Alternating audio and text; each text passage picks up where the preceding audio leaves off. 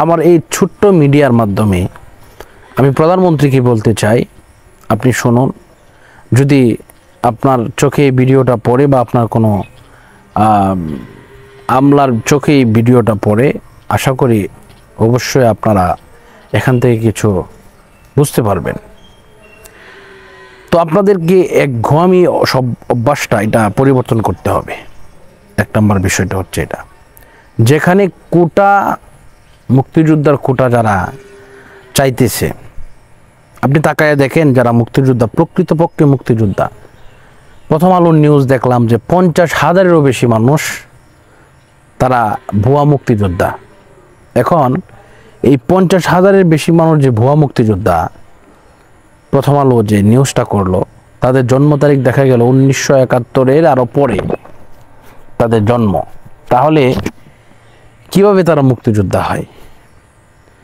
এটা একটা পয়েন্ট গেল। আরেকটা পয়েন্ট হচ্ছে, যারা প্রকৃতপক্ষে মুক্তিযোদ্ধা তারা কিন্তু এই কোটাটা চাচ্ছে না, মুক্তিযোদ্ধার কোটাটা তারা চাচ্ছে না।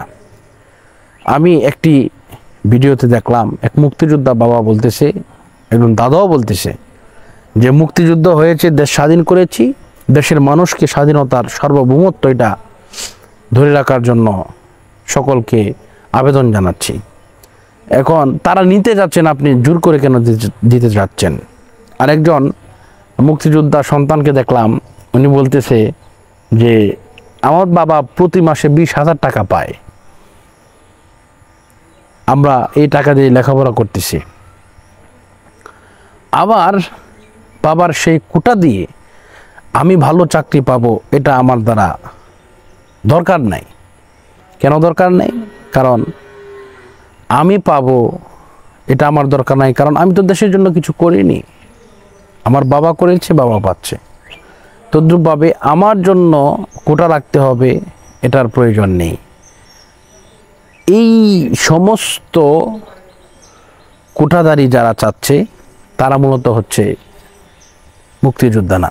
এই যে প্রথম আলো যে নিউজটা করলো যে 50,000 লোক ভুয়া মুক্তিযোদ্ধা, প্রকৃতপক্ষে মুক্তিযোদ্ধা যারা, অ্যাকচুয়ালি যারা মুক্তিযোদ্ধা, তারা কখনো এই কথা বলতে পারে না যে আমি কোটা চাই, আমি কোটা চাইবো, এই কোটা দিয়ে আমি চাকরি নেব।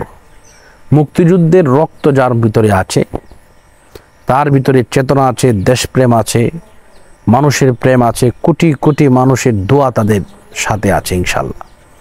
এজন্য মাননীয় প্রধানমন্ত্রী সহ যারা আমলা আছেন, আপনাদেরকে আমি করজোড়ে আবেদন করছি, আপনারা এটা যেহেতু হাইকোর্টে রিট দেওয়া হয়েছে, তুলে দেওয়া হয়েছে, এই বিষয়গুলো আপনারা দেখবেন যেন এটি ছাত্রদের যে তাদের প্রকৃত যে আন্দোলন, সত্যিকারের যে আন্দোলন, এই আন্দোলনটা যেন মেনে নেন, দেশের মধ্যে যেন বিশৃঙ্খলার সৃষ্টি না হয়।